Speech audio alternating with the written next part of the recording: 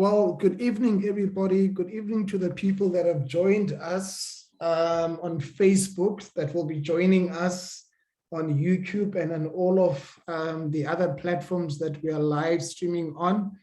Good evening to the guests that are joining us on Zoom, the people I see, Sean, Josh, Abo, and the other guys that are online. I'm super excited tonight to be having a conversation with Mr. Lebo.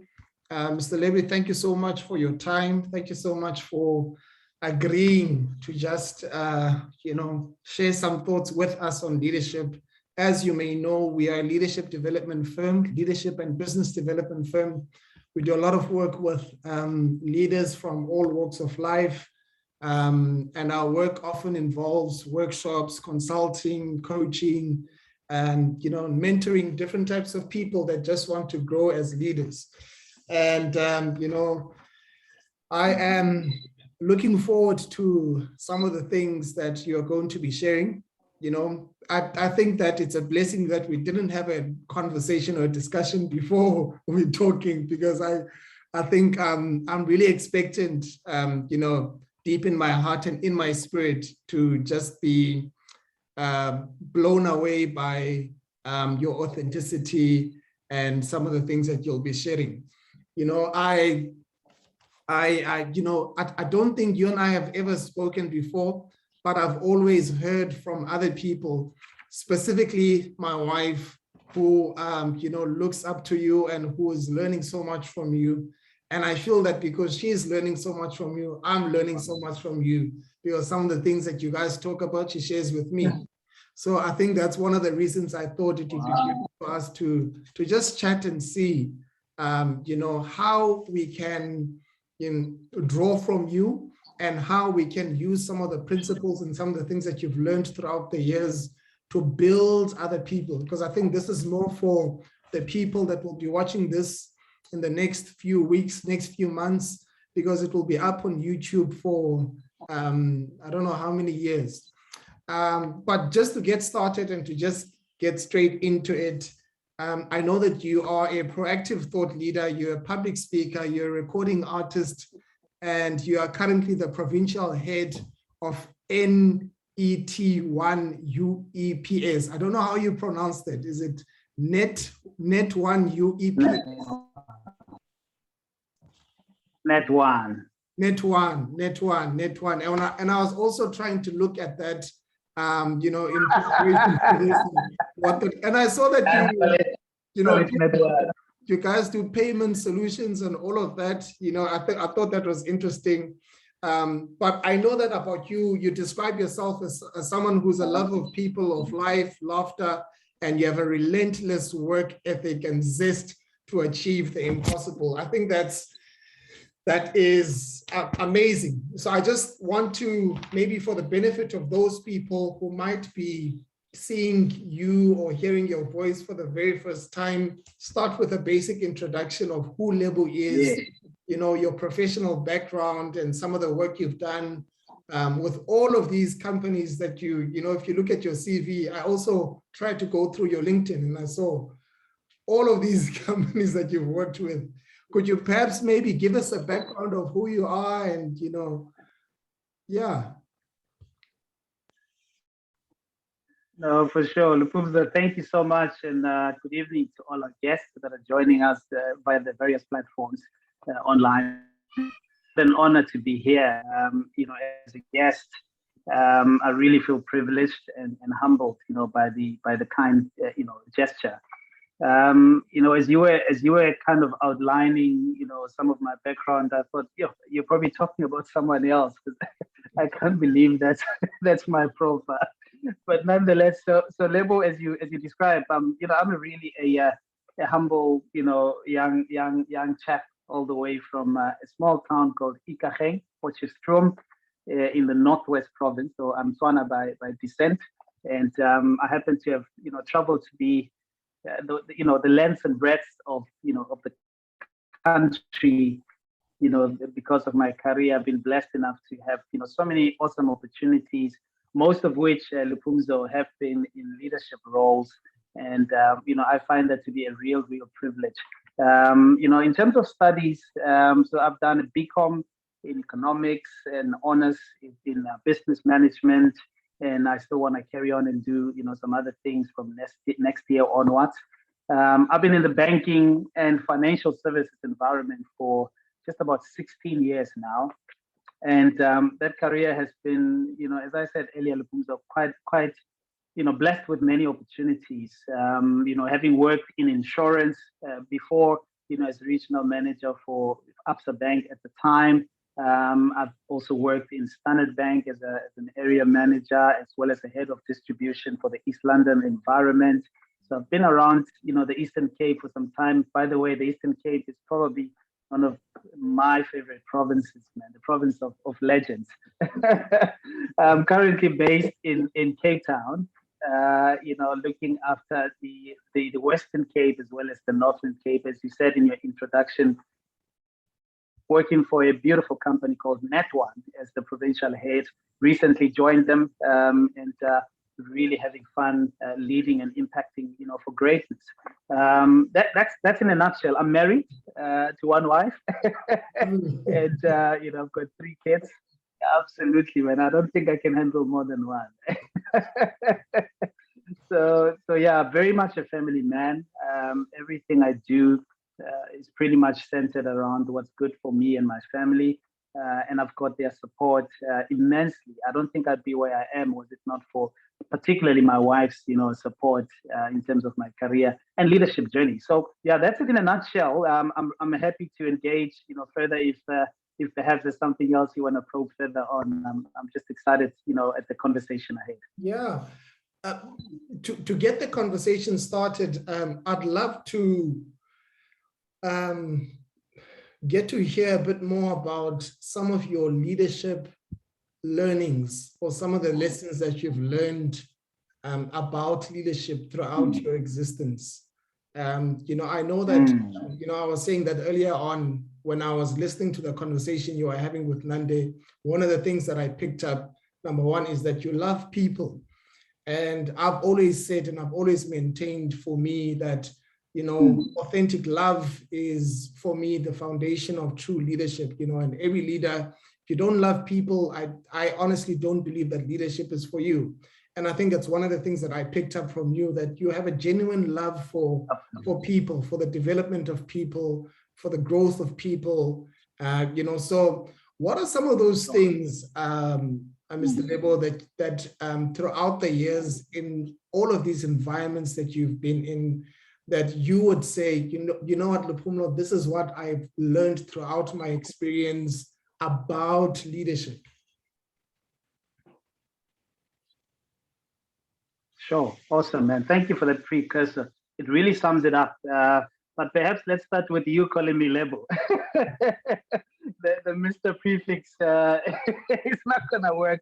Just call me Lebo. So yeah, man. Sure. Where do we even start? But I think where you've just struck a nerve. When you spoke about the love for people, and I want to piggyback on that and say, I don't know how you can lead if you don't love. I just don't see how possible it is. I live by one of the many principles I live by is that you can fool people's hearts, for some time, but you can never, you can fool people's minds for some time, but you can never fool their hearts, because people know when you genuinely, do things, out of care and love for them. And John Maxwell once said, people don't care how much you know until they know how much you care. And that's genuinely a principle of example in leadership. Starts with a genuine love for people and for seeing people progress. So in essence, what I'm saying is, I think if anyone that is an aspiring leader, or that is a leader by default, because when you're an entrepreneur and you start your business, that puts you and catapults you into a leadership position, particularly when you have to start hiring people and you want to grow your business, you want to scale out. It starts with exactly that. If understanding that leadership is not about you, leadership is about the people whom you lead, because it is through them that even the very existence of your business will be determined. right? I've seen, in my, the companies I've worked for, trust me, I've had great leaders and I've had not so great leaders, and I've learned from them both. I've learned from the not so great leaders, how not to treat people when I get there into those positions. And from the great leaders, I've certainly learned to amplify my leadership, journey and capability even further, by ensuring that the environment that I create in whatever team or group of people that I lead is such that people genuinely feel that they are cared for and they are loved, and at the same time that they are becoming a better version of themselves. But to your point, it all starts with a genuine love for people. I don't know if that makes any sense. It does, definitely. I think the type of leadership that we see today is,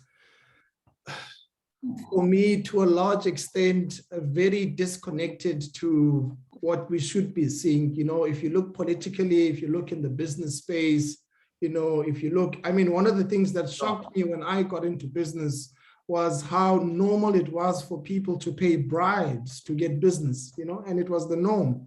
And even for, people that I looked up to and people that I knew, they were all telling me that, Luphumlo, this is how things are done, and this is the culture, and this is, if you want to succeed and if you want to become something, this is how you ought to do things.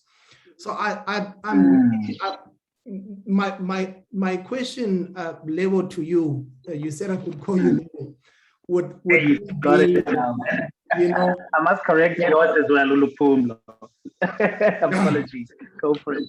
My question would then be, based on what you've just said, about loving people, what are some of the other things? In fact, let me ask it this way.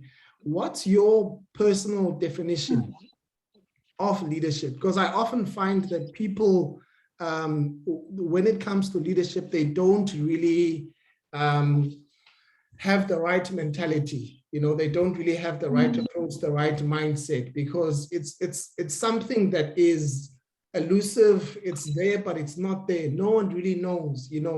We all know the shallow definitions. It's about direction. It's about being at the front. It's about being a visionary. All of those things are normal, and for me, they tend to be a bit shallow. In your perspective, what are what's the definition that speaks to the kind of leadership that you want to see? Sure, that's a very big question, and I'll attempt to answer it, in one or two ways, with the problem. So for me, the ideal leader, maybe let me approach it this way: the ideal leader is someone, firstly, that doesn't aspire to leadership for what leadership can do for them. Sure. But they aspire to leadership for what leadership can do for others and the world around them. Right? Too many people, both in corporate, in public service, as you alluded to, get into, this space where they think, if I can get that position, then I'll be better off financially, then I'll have access to power, access to resources, you name it. And indeed, some of those things, are a byproduct of being in leadership. But if they are the motivating factor, if they are the key motivating factor for you wanting to be a leader, unfortunately, that is already a shattered foundation, to get into, such a journey. That is why you see all around us, you alluded, without mentioning any names, so many things that shouldn't be normalized have been normalized, where people, are to your point, getting into business, paying bribes, just getting ahead. People are so obsessed with just getting ahead, but they're not obsessed about making a difference. Perhaps they want to their own personal space, but a true leader looks well beyond their immediate circumference, and they say, hey, what can my being in power do for the next person? And that is why I said, when we were offline, maybe I can bring that back in if you allow me. Leadership is actually not a complicated, thing. It is complicated by people wanting to get into power for reasons that are selfish. It is a high calling, right? You get into leadership, many people realize, they're vying for power. And when they get there, they get what they want, but they suddenly don't want what they got because they realize this is actually, demanding of me to be present, to be selfless, to avail and pour out of myself, consistently for the benefit of others. And if you don't find fulfillment in other people succeeding, then leadership is probably not for you. You probably are better off, if you're in a corporate working in a role that, just of self is an example. But if leadership is for you, then empowerment should definitely be empowerment of others, that it should motivate things I've learned over the years. I mean, let me just be honest. My journey wasn't it wasn't a rosy journey. I started off, and how I got into leadership is that I was led into leadership. So in my early days in my career, I was so fortunate, Luphumlo, to meet a leader who saw in me that I didn't know existed myself.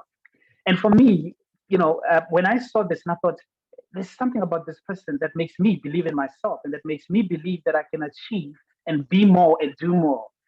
And it was in that moment where the bug hit me.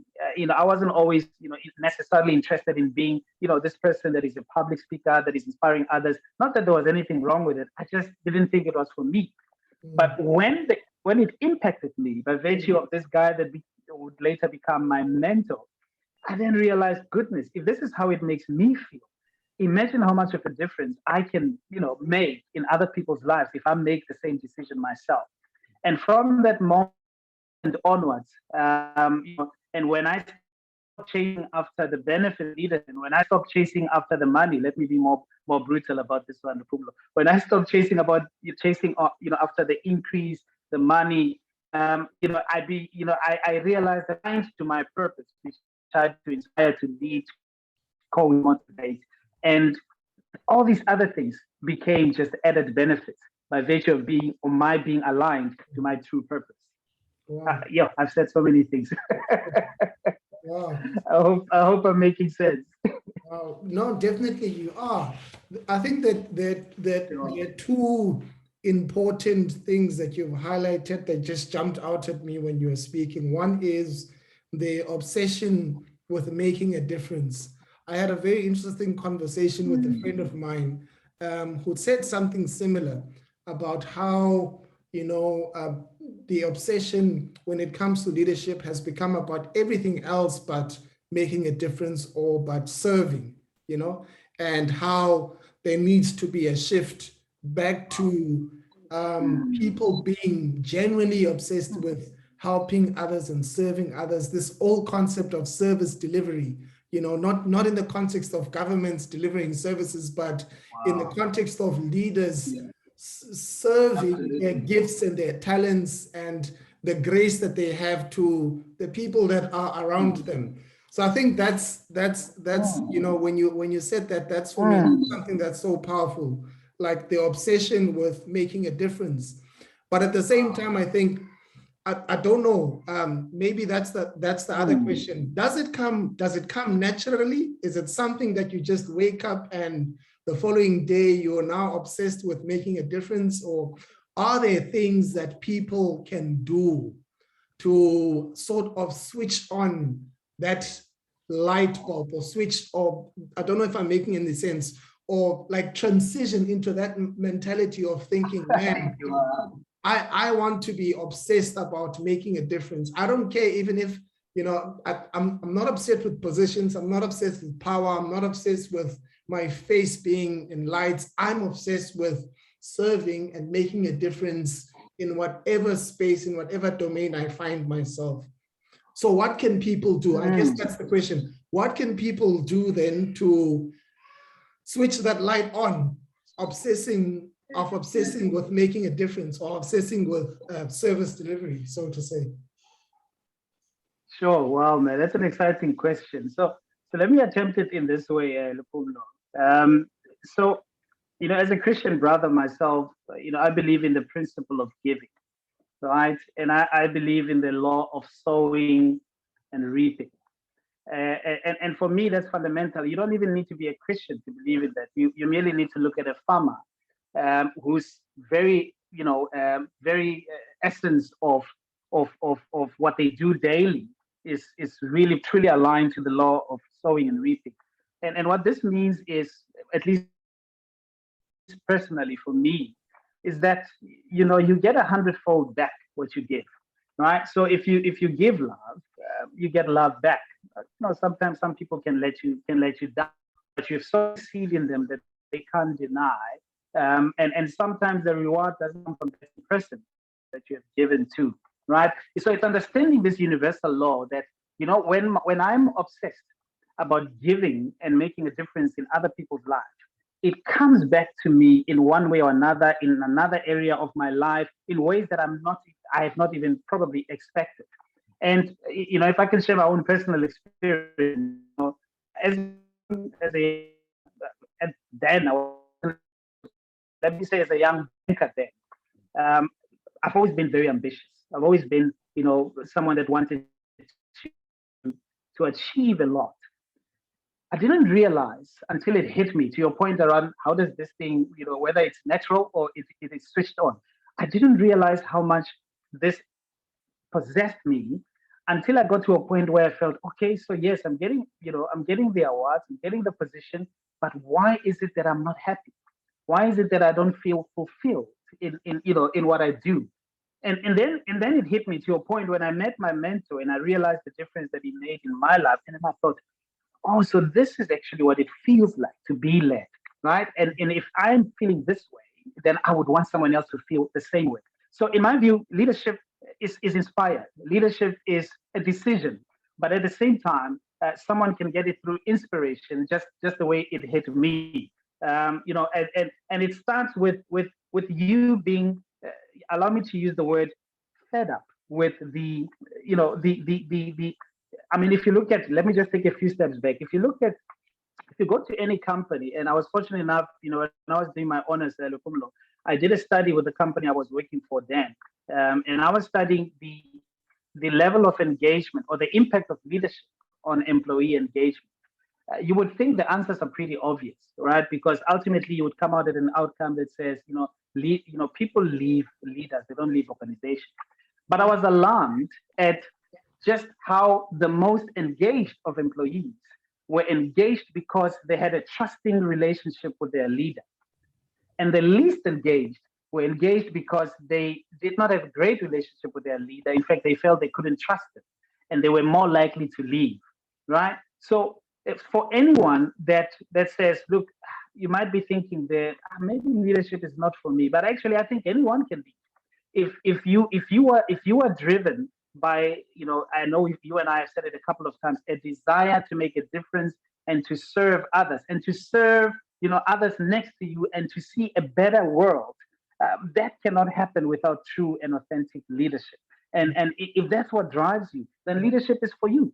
I don't think necessarily it's just for people that are, certainly there are people who are naturally born with the gift, but it can be acquired and it can be learned by virtue of you desiring to want to make a difference in other people's lives. To your point, talking about servant leadership, and we are missing that. We're lacking that in our society. We're lacking that in our churches, lo and behold. We're lacking that, in corporate, and we're certainly, unfortunately, lacking that in public service. Sure. Wow. I don't know what to say. We've got people that are joining us on Facebook. We've got people that have joined us on Zoom. Maybe if any of the people that are on these various platforms, if they have questions, they're more than open to just type in the comment section so that we can just post them to Lebo. But perhaps my follow-up question, you spoke earlier about leadership being a high calling. I think you mentioned that leadership is a high calling, I would love for you to maybe speak more on that, what do you mean? How is leadership a high calling? Sure. Where do we start with this one? You know, I've learned the harder way in my leadership journey, Luphumlo, that it's one thing to get the position. Whether that position, I don't want us to only think, in a corporate sense. Right? It could be, anywhere. It could be in church. It could be in certain instances is by virtue, of being a father in the house. If you're a married man or a mother, you are catapulted into, a default leader or a default leadership position. It is a high calling because it places you on a pedestal, right? People are more inclined to gossip about their leader more than they are about their colleague. And that for me is fundamental to understand because, once you accept the responsibility to lead, in fact, maybe let me take a few steps back, Luphumlo. For me, leadership is not a position. Leadership is a disposition. It is, it is a decision to ascend a high calling of serving others before you even serve yourself. And understanding that, you have been given not only the privilege, but the mandate and the responsibility to impact other people's lives for the better.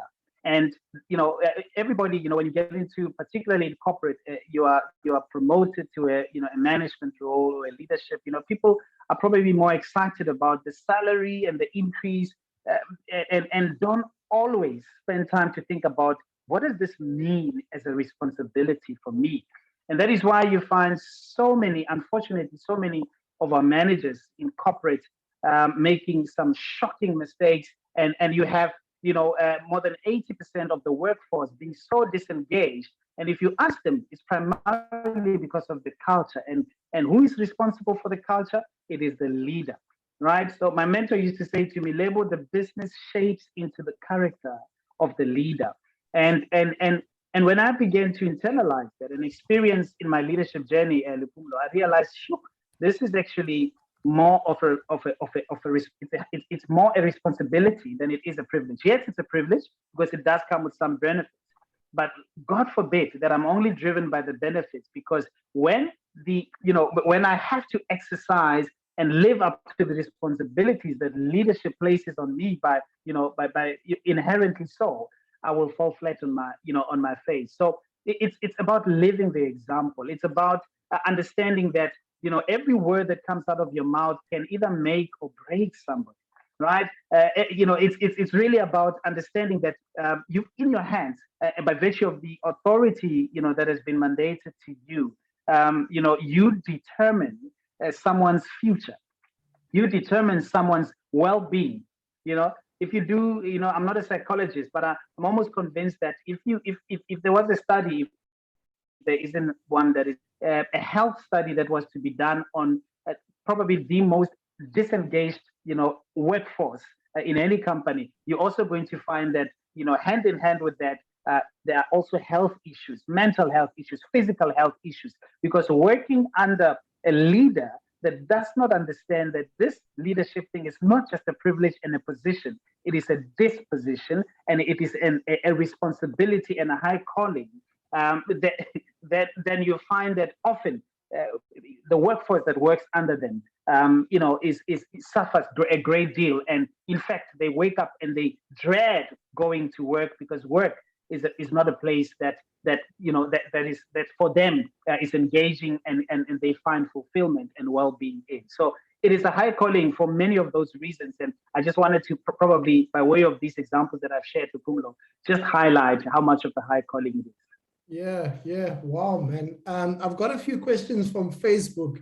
We've got quite a number of people that are commenting, and we've got Josh here on Zoom. I'll start with Josh. So Josh is saying, if leadership is a calling if leadership is a calling, what about the old argument of whether leadership are also made and not necessarily born? So that's the question from Josh. And I'd like you to take that with this question from Tepo. So Tepo is saying, I know you value love for people as a key value for a leader. Other than this key value, what other values should be possessed for efficient leadership? So can you speak a bit to those two questions? I think if you could start with Josh's question. I always enjoy the answers to these type of questions. I think we've touched on Josh's questions. By the way, thank you to both guests for those questions. The first one, so by a high calling, I don't just mean necessarily only from a spiritual sense that you are called to be a leader. Truly, indeed, I think, even in that context, it works. But the context which I mean is, anyone can answer the call to leadership, right? Anyone can answer as long as you understand that it is a high calling. If you are willing to deal with the responsibilities as much as you're willing to enjoy the benefits, understand that it is a high calling in that context. But to take it further, I think all leaders are born because we all go through the 9-month period in our mother's wombs, so we are all born in that context. But I certainly believe anyone that desires to lead for the right motive can lead effectively. So that's for question number one by Josh, and I think the other question was by Tsepo. Luphumlo? Yes. Did I understand you correctly there? Yeah. So Tsepo. All right. So what other values? Yes. No, I got the question. Thanks. Other than love, so it's really so this love thing is all encompassing, right? So let me unpack it. Love your people enough to correct them even when they are wrong, as much as you love them enough, to embrace them when they're doing the right thing, right? So when you are driven by love, even when you chastise and discipline, the people that you work with or the people that might be working under you as a leader, you do it with such compassion that they know that you're doing it for their good, right? The inverse is actually quite dangerous. Where most of the time in our workforces today, the workforce experiences more just they do the one that is so lazy that people just do what they do. No, it's also about understanding that there's a responsibility on you, to impact and to discipline where the discipline is necessary. Some of the other values is also about being courageous enough, not to avoid difficult conversations. I read a quote the other day, which said, if you delay difficult conversations long enough, it will get to a point where it is normalized, whatever the behavior is that you needed to correct in the first place. So be courageous in that you are not from difficult conversations, but at the time, you also celebrate with the same amount of passion that you do when you chastise the people that you lead, right? Those are some of the other values. And perhaps to take it a notch up, be a confident leader. There's a level of for example, today, we're going through this pandemic. We've been at it for more than 18 months. Yes, we are in it, and nobody knows where we are. And yes, we've learned a great deal from this entire experience. But it's important to understand that as a leader, you instill confidence in others. So when you show up and you are not showing up in confidence, it permeates to the rest of the people that you lead, to the extent where they begin to panic because you're panicking.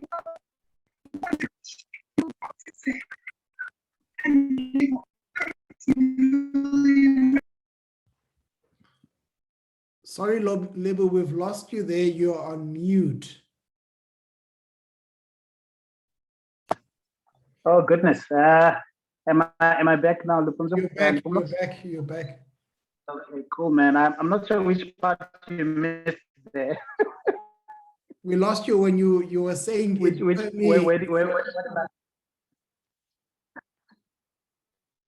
when I was saying hey,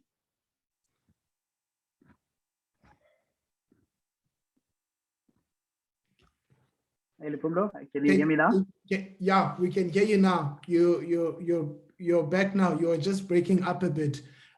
Maybe let me just pose one more question from one of the people that are tuning in on Facebook. And it's a question about crisis. And maybe it's a final question from my side. There are quite a couple of other questions that are coming in, even on our chats here on Zoom. But I mean, COVID was such a disruptive thing that came and hit all of us unexpectedly. From a business perspective, I mean, one of the things that I witnessed from some of my clients was that they sort of went to a state of waiting for the crisis to pass, and they really weren't, responsive and reactive, and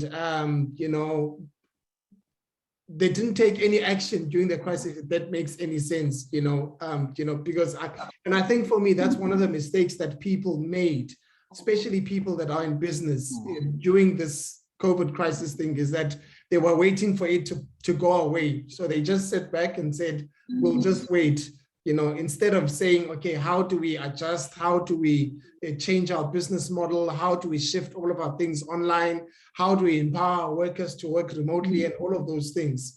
And I'm asking, and I'm saying all of this because there's a question that just came in about crisis and leadership, and maybe before I ask that question, I've always maintained and said that crisis, from a leadership perspective, I personally think that crisis presents leaders with an opportune time to emerge, because often with crisis comes, great opportunities for leaders to, whether it's solving the crisis or solving the problem, but it often presents, from my perspective, a conducive environment for leaders to emerge. And I'll make an example, and I'd love to hear your thoughts on this. If it wasn't for the crisis of apartheid, I don't think we would have known people like Steve Biko, Chris and Nelson Mandela.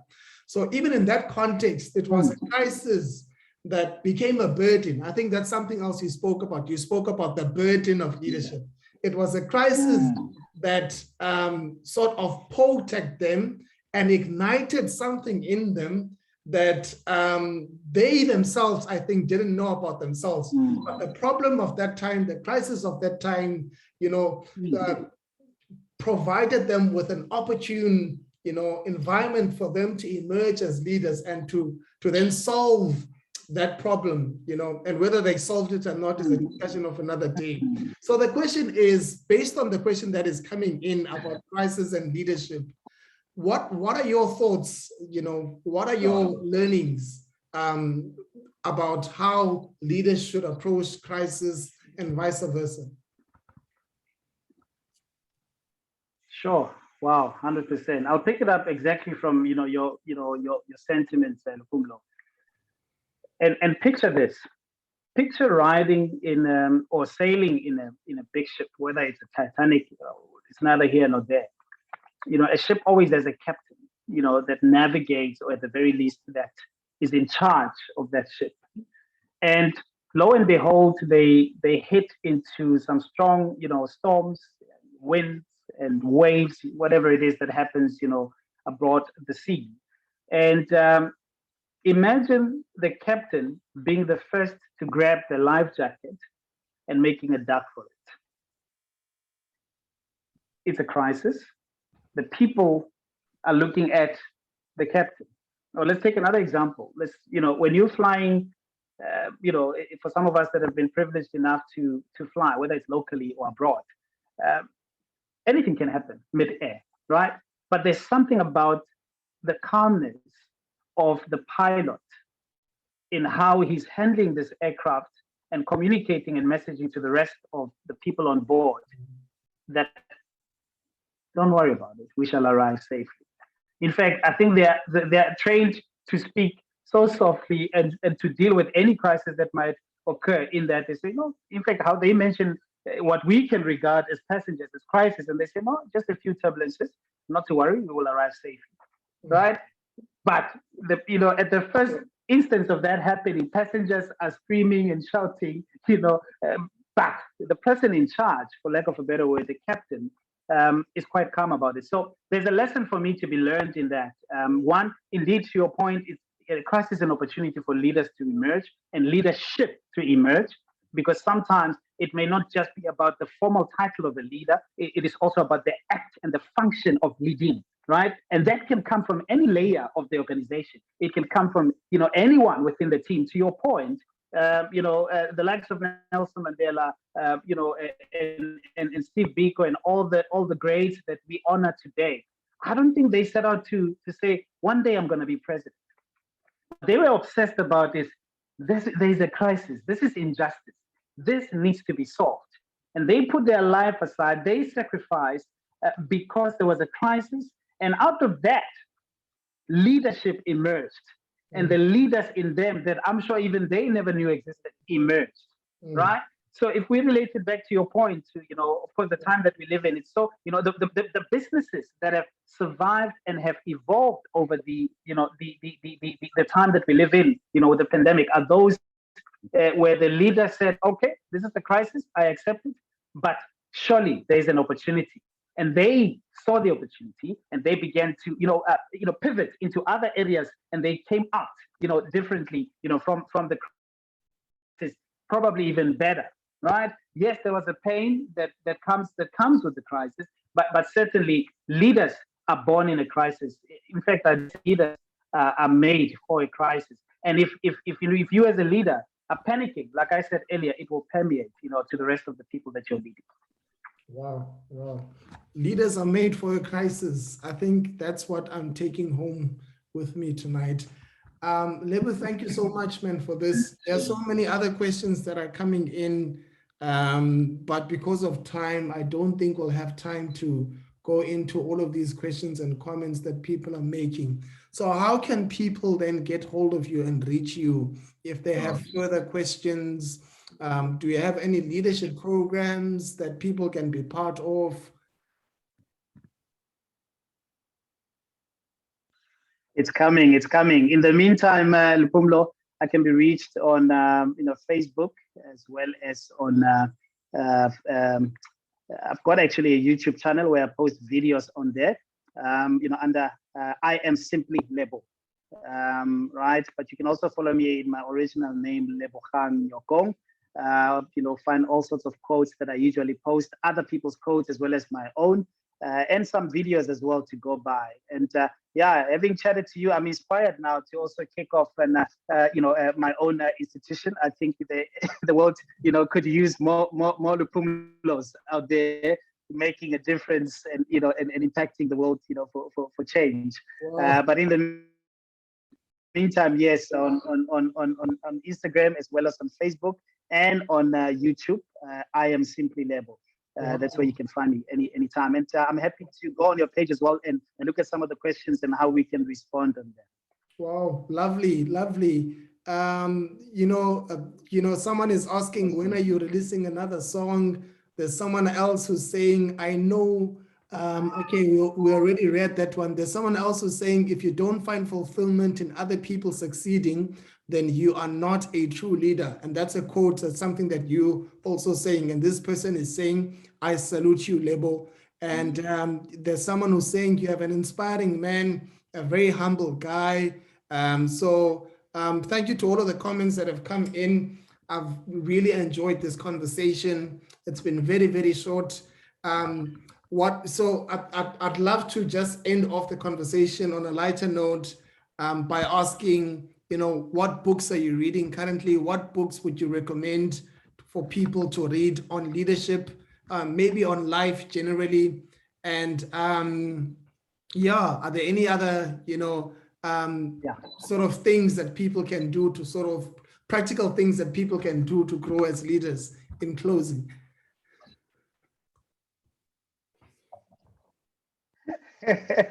This is what I'm busy with. I don't know if it will be visible. Let me try and see. I don't think it will show nicely. Okay, so this is by Simon, Leaders Eat Last.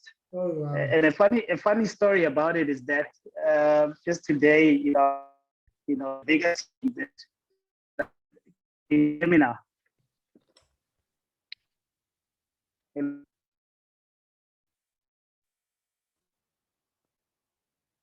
you hear me? Hi, Lebo, we just lost you there. Hey, Pulo, can you hear me? We lost you when you were saying Okay, a I funny can hear thing you. about the book.